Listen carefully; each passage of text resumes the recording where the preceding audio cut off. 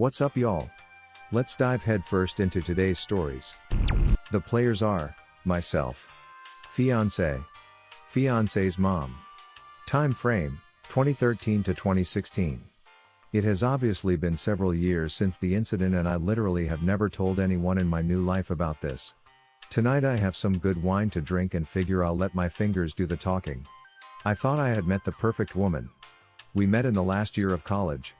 We met at a party and hit it off instantly. She was a beautiful blonde with sun-kissed skin, and she could have been a model. Think Kate Upton type figure. She was kind, compassionate, sympathetic, good listener, and had an active life with many friends. She liked my friends, and it was awesome over the 3 years we knew each other and how our friend groups merged. Several of our friends began dating each other. It was some of the best times of my life. I was on for a post-grad in finance and she had a degree in contractual law. This is just to say we ended up being successful in our own rights. But I'm no slouch in the looks department either. 5'11", 190 pounds, and liked the gym. I wasn't a super athlete, but let's just say I was built. But I was/am very shy and didn't have a lot of prior relationships prior to meeting her. The first evening we met, we were smitten. First night we talked all night. Then it went to texting/phone calls daily, then dates weekly, then after a year, when I started working my new job, she moved in. I loved her family and her family loved me. Mostly her mother, as her father was standoffish, as he was to everyone. It was a whirlwind romance. After 2.5 blissful years of overseas vacations, hiking trips and luxury vacations, I proposed to her. She said yes. I was over the moon.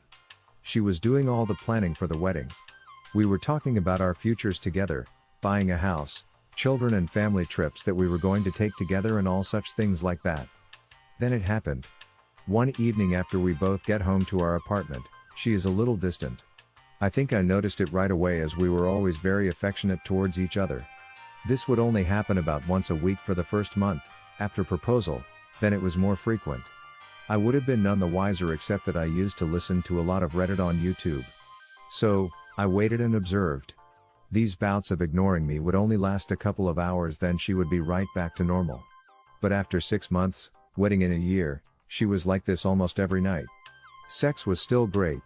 Relationship with her parents still great, but over Thanksgiving at her parents' home in Louisville, Kentucky, we lived just north of DC, she was standoffish towards me in front of her mother. Now her mother was a very observant woman. She pulled her daughter aside to talk to her, and I could hear them arguing.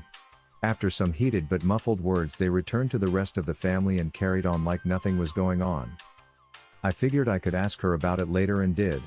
She was not willing to talk about it and asked me to wait till we were home to discuss it. I agreed, as I loved her deeply and thought we could work through anything. Her mother was an older version of her. Same stunning looks, just a few grays in her long thick blonde hair. This is important later. Back home I asked her about it, and she was unwilling to discuss it. When pressed on it for a week, she finally confessed that a guy at her work was trying to get to know her better. She wanted to be forthcoming, so she showed me her phone, and as I looked through it I noticed that all the texts that would have happened during the time she was withdrawing from me were removed. There was nothing untoward in the texts. But I did go into her phone settings and turned on her locator on her phone, as we shared the same phone plan. And I honestly thought it would make me see that she was not doing anything wrong. Was I wrong? That second weekend after Thanksgiving she had a company Christmas party. I had planned on going but came down with food poisoning and had to back out. She had a girlfriend pick her from our apartment as they planned on drinking a lot. I had a DD for the evening. We had planned on going out all night, so I told her to have a blast and I would see her in the morning. So, as I'm puking my guts out and barely able to get off the toilet for more than 30 minutes, I grabbed my phone and watched her location. First it was a restaurant, then the venue of the company party, then a bar. None of this alarmed me until I saw her phone stop in a downtown hotel. At this point I was miserable in more ways than 3. Projectile vomiting out my butt, mouth and now soul. I finally fell asleep due to sheer exhaustion at 2 a.m. At 7 a.m. I awoke and saw she was still at the hotel. At noon she finally comes home, and I am on the mend. She loves me up, and I asked her about the previous night without mentioning anything about knowing her locations. She talks about the restaurant, party, the bar, but then says she went to her girlfriend's house to crash for the evening. First lie. For the next 3 months she has to start working later and later 3 to 4 days a week. As I start asking her about it, she becomes more and more defensive. I talked to her mom one evening when Fiance didn't come home until late. I asked her mom about the Thanksgiving conversation and she admitted to me that she thought her daughter might be stepping out of our relationship, because of how she read her body language. She also said that her daughter was being more and more distant with her in their weekly texting conversations. With all this speculation that was going on in my mind, I kept it to myself. 2 weeks later at work I ended up getting a new project at my company that was going to require me to fly to the Midwest Monday through Friday for the next 5 weeks starting in 2 weeks. It came with an increase in salary, and as I broke the news to my fiancée, she was delighted for me. I didn't think though that she was excited for the same reasons I was. So, I went online and ordered 4 motion-activated spy cameras for my apartment. I put one in the living room/entry area, one in the kitchen, one in our bedroom and one looking down our hallway. They were very small and connected to the internet via a hidden network so they couldn't be spotted on the Wi-Fi network. I secured the cams with a password and waited. On my first week out she had girlfriends over the first 2 nights and never worked late once. The third night a guy came over. I was enraged. I'm sitting there in my hotel room screaming at the monitor and calling her every name in the book. Then they went all the way, first on the couch, then in our bed. She bent for ways for him that I didn't know were possible. What was the worst was as I am watching them get it on I call her to see how her day went. She hears her phone ringing and holds her hand up for him to stop giving her anal and answers the call. I ask why she is breathing heavy and said she was at the gym working out. As soon as the call is over she goes right back to doing the dirty. When I got home Friday evening, I ignored her and went right to bed, and early Saturday got up and went cycling. I was so upset that I didn't even realize that I biked over 50 miles from our apartment. The furthest I had biked before was 30 miles. But that day I went 105.6 miles. Getting back absolutely exhausted I showered. Then she and I went out that evening and had fun with our friends and had a lot to drink. Is it breakup sex when the one you're going to break up with is oblivious? I was bursting inside. Heartbreak, anger, rage, feelings of betrayal all swirled around in my heart and mind. She, who used to be so attentive, was oblivious to all this. It hurt so much because I loved her so much. I finally confided in one of our mutual friends and he told me that they all knew about it for months. I was finally told, they all felt sorry for me, but no one again said a damn thing to me. Which is why they stopped inviting us out with them. I hadn't noticed it before, but I could look back and see that about 3 months prior they gradually invited us/me less and less. So, I figured I would try and win her back. The next weekend I planned the entire weekend as a complete weekend of spoiling her in every way. Wined and dined, pampering, massages, rubs, and talking to her about future plans and about how much I loved her. I knew I was starting to break through when after her 4th glass of wine she started to cry, and I could tell the guilt was coming up to the surface. I asked her what was wrong, but she would choke up every time she tried to speak. I then told her that if she did something in her past or was having some kind of conflict in her mind that she needed to speak to me about, that I was more than willing to talk with her about it, and if forgiveness was needed then I was more than willing to forgive and move on. The only words that came out of her mouth and her was how much she loved me. It actually hurt to hear that from her, as I now had 4 separate videos of her and the other guy in our apartment getting it on. Over the next 8 weeks of traveling to the Midwest, the trips lasted for what would be 10 weeks, I recorded over 41 hours of her having sex with what I found out was her coworker. She never worked late once while I was gone. I tried every weekend to be extra attentive and each week she got more and more distant. After watching this for 8 weeks I was done, so I devised a 12-step getaway plan. 1. Gather evidence. 2. Get her out of the way. In order to execute my plan, I scheduled a 2-week exclusive getaway trip for us at an all-inclusive resort Barbados. She was ecstatic. Then a week before the trip I claimed I had to back out and told her to take a friend. I knew it was over when she showed no disappointment that I couldn't go. She scheduled coworker to go with her. 3. Terminate our apartment lease. It would expire 3 days into her trip and I was the sole signature on the lease. 4. Find a job in another town. The company I had been assisting in the Midwest had offered me a job with a slight increase in salary. 5. Find a new place to live. I got an apartment in the above said location. When she is gone, perform the following. 6. Take her to the airport, Go back home and pack all her things, same day. Saturday. 7. Get a new phone number /phone/email. Cancel all social media. Monday. 8. Separate us completely in regard to finances. Withdrew all monies from our joint accounts and then closed them. I put all her money in an envelope and packed it in her things. Monday. 9. Have the movers pack all my things up and ship it west. Monday. 10. Take all her things to her mother's house 600 miles away. All my fiance's belongings fit into the back and bed of my F-250 crew cab. Tuesday through Saturday. 11. Give her mother the evidence. 12. Start my new life. I didn't want to do anything that was illegal, so I made sure that nothing of hers was missing. It was so hard to pack all her stuff nice and neatly away. I never cried so hard in my life. I have read so many times on Reddit about SOs saying they will never do it again when caught, but they don't stop. My hope was that she would genuinely confess so we could forgive and move on. She never did. Twice she came really close, but her secret was too hard for her to reveal. Tuesday morning, I left our apartment north of DC for the last time. It took 10 hours to get to her mom's house. What happened when I got there I was not prepared for. I arrived at her mom's house around 8 in the evening. I figured she would be surprised to see me since I was coming down unannounced. Since they lived in a gated community, I had to buzz her house from the front gate, so she was waiting for me outside when I drove up. I could tell that she had been crying when I walked up to see her. I asked her what was wrong and she hugged me bawling that she thought her husband was cheating on her with a much younger, skinnier, and prettier woman. Dumbfounded, I just held her for what was probably 10 minutes. She soaked my right shoulder with her tears and snot.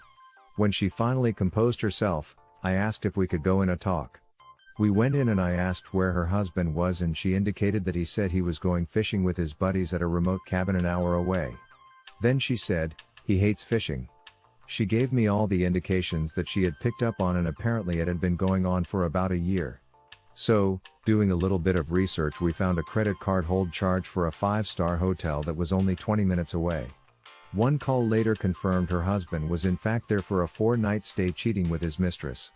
2 peas in a pod. I said. What? She responded. 2 peas in a pod. I said again. Your husband is cheating on you and your daughter is cheating on me.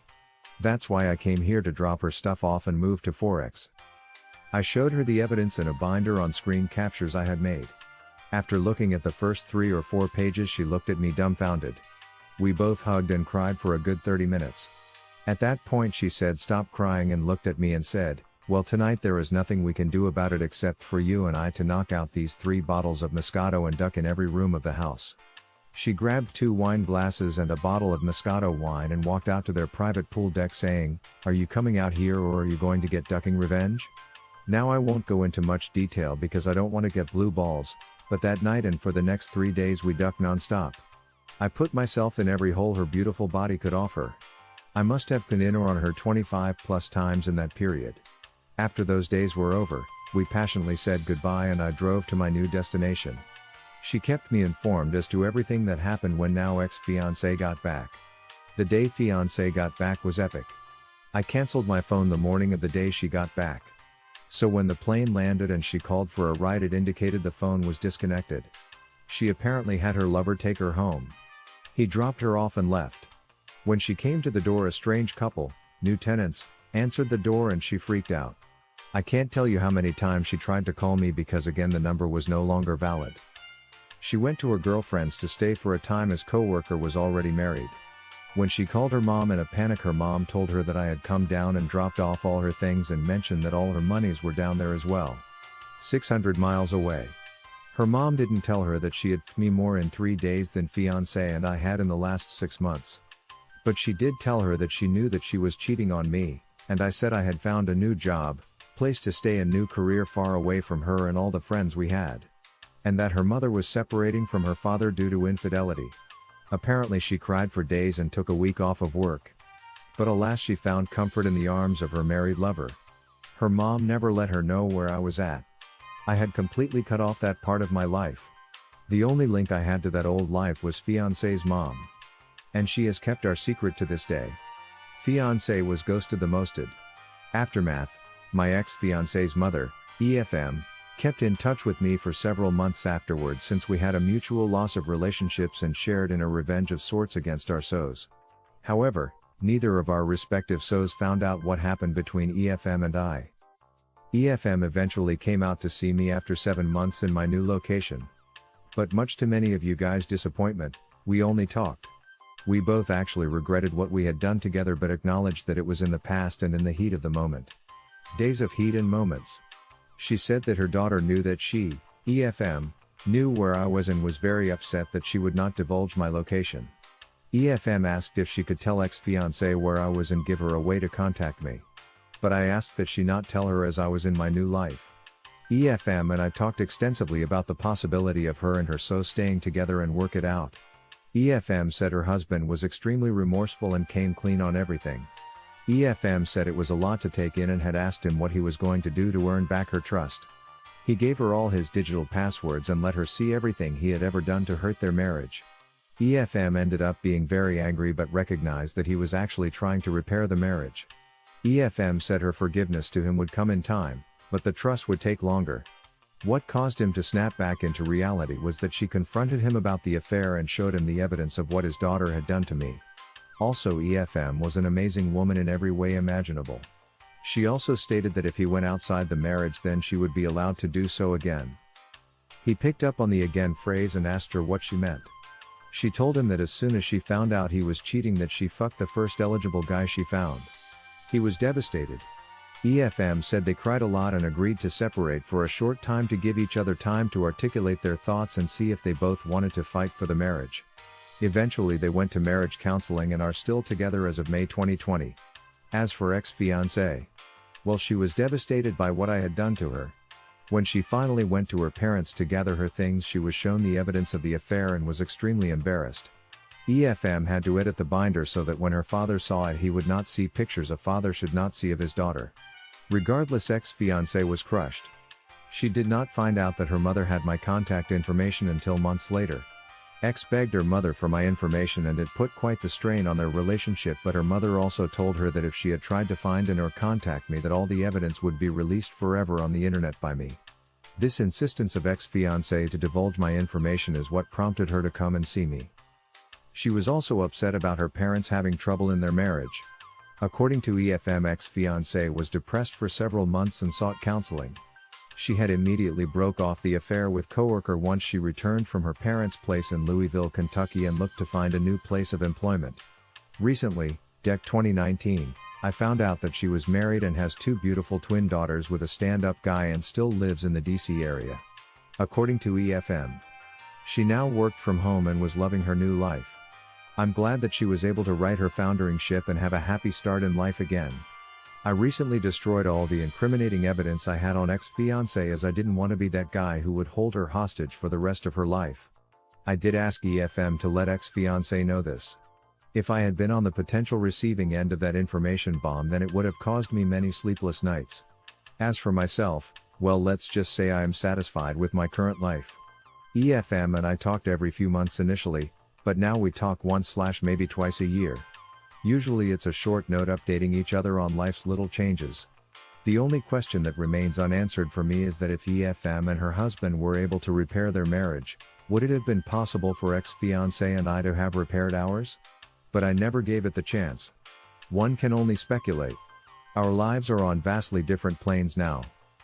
What did you think? What would you have done differently? Share your opinions in the comments. And if you enjoyed the stories, slap that like and subscribe button for more of them, and don't forget to support the original writers with an upvote. Links are in the description. Peace out, and catch you tomorrow.